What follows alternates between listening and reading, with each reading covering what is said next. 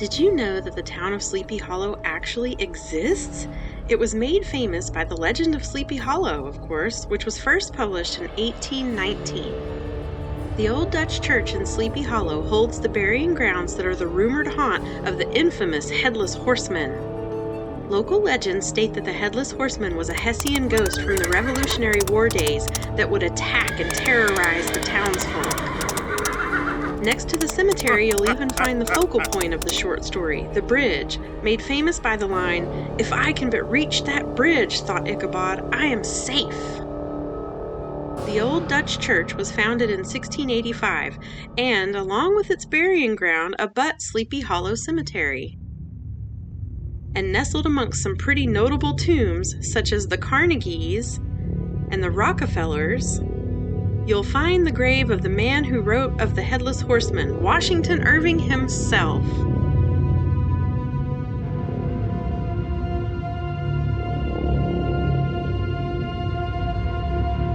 Evergreen Cemetery in New Haven, Connecticut sits on 85 lush acres and was founded in 1848 by some of New Haven's most prominent citizens. One of the most notable grave sites here is the Winchester family plot, where you'll find the grave for Sarah Winchester, heiress of the Winchester Rifle Company and designer of the Winchester Mystery House in San Jose, California. Reports of strange happenings after dark abound around this burying ground, but the Winchester legacy isn't what haunts these tombs. It's Mary Hart, aka Midnight Mary, who was accidentally buried alive in the late 1800s.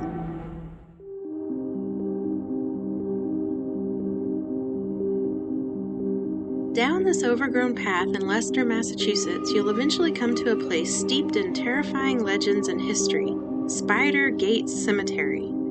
This old Quaker cemetery, founded in 1740, is actually called the Friends Cemetery, oddly enough, and is rumored to be the 8th gate to hell and extremely haunted. Along the way to the burying ground, you'll cross Kettle Brook as it gushes underneath the road. Legends say this is the River Styx that forms the boundary between Earth and the underworld. The old cemetery stories tell of satanic rituals taking place after dark, deaths in the cemetery, voices and whispers heard. And that this tree just to the side of the gate is the hanging tree used for executions and suicides. The Earls were one of the first Quaker families in this area, and you can see many of them buried here. One of the myths goes that if you circle Marmaduke's grave at midnight 10 times, say, "Marmaduke, speak to me," kneel, and place your ear to the headstone, he will talk to you. I did happen to have my own odd experience during my visit. I lost about 2 hours while I was in there that I still can't explain to this day.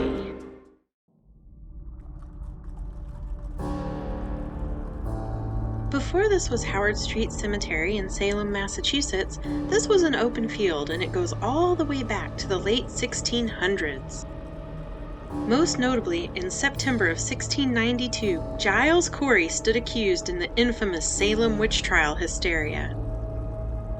And these grounds are where he was tortured in a most gruesome way. He was pressed to death, the only act of this kind of torture known in the history of America. Legends say he put a curse on this land and now haunts this cemetery, his specter appearing just before any tragic events take place in the town. And oddly enough, it's estimated that around 15% of the cemetery's inhabitants have been crushed to death in one form or another.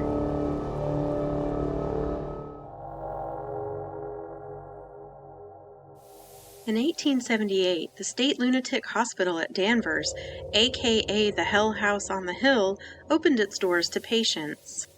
The hospital started with good intentions, but quickly fell into degradation, with rumors of hellish mistreatment and neglect of patients. All that remains today is part of the original exterior and, of course, the cemetery. If you're brave enough to explore it, you can find the eerie graveyard down this long path next to the hospital memorial. Many untimely deaths occurred at the facility, and it was even once known as the birthplace of the prefrontal lobotomy, a surgery that put patients in a sort of catatonic state, so it's no wonder this place is considered haunted. The asylum and cemetery inspired H.P. Lovecraft to create Arkham Sanitarium, which in turn is said to be the inspiration of the Arkham Asylum lore that everyone is so familiar with. The property was turned into an apartment community back in 2008, but not before a mysterious fire almost completely destroyed the new construction, which has been attributed to the restless ghosts of the former patients. The headstones used to only contain numbers, but a mental health group has worked to identify the grave sites and replace the numbered headstones with names. But if you're brave enough to venture to the bottom of the cemetery, you'll find the piles of discarded old headstones with only numbers to identify the buried lost souls.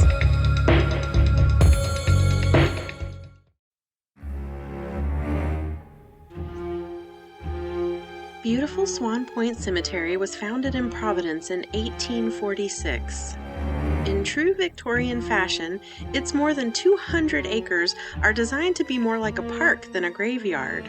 Nestled amongst the resting places of the who's who of Rhode Island's political history, you'll find the family plot and final resting place of an infamous author that birthed the cosmic horror genre, none other than Howard Phillips Lovecraft. His unsettled spirit is said to haunt the grounds, with many reported sightings, especially around the time of his annual tribute in the spring.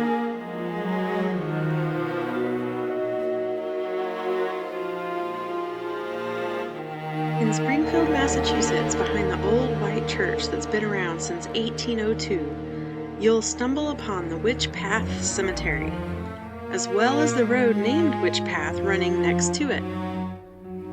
So named because it's believed to be a playground for witches and ghosts. There's even an article on this very matter in the Springfield Daily Republican from 1861. According to the article, a woman was found near dead in this ravine by the graveyard, claiming witches had been sticking her with pins all night and dragging her around the cemetery. And then they disappeared with the morning light. You won't catch me in here after dark.